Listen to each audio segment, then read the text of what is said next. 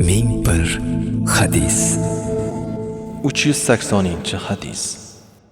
Hamilatun walidatun murdi'atun rahimatun biawladihinna lawla ma ya'tina ila azwajihinna dakhala musalliyatuhunna al-jannah.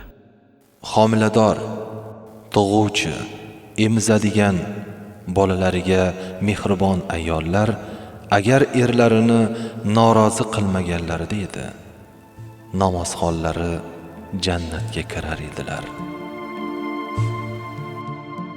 Payg'ambarimiz alayhissalom ayollar to'g'risida juda ko'p hadislarni aytganlar va ularga ko'p nasihat qilganlar. Shulardan biri mana shu hadisda mujassamki aytayaptilar.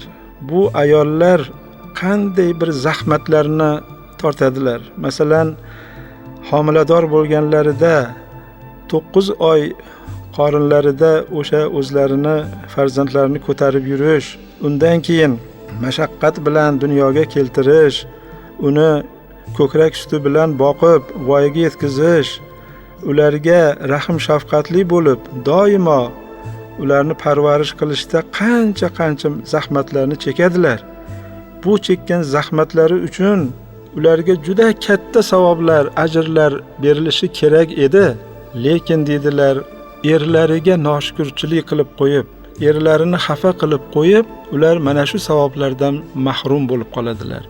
Agar mana shunday ayollar zahmat bilan, mehnat bilan tirikchilik qilayotgan, xizmat qilayotgan ayollar agar shunday qilmasdan erlarini ham rozi qilganlarida edi, murosasoz bo'lib yashaganlarida edi, ularni namozxon, shunday solihalari jannatga kirgan bo'lur edi, dedilar.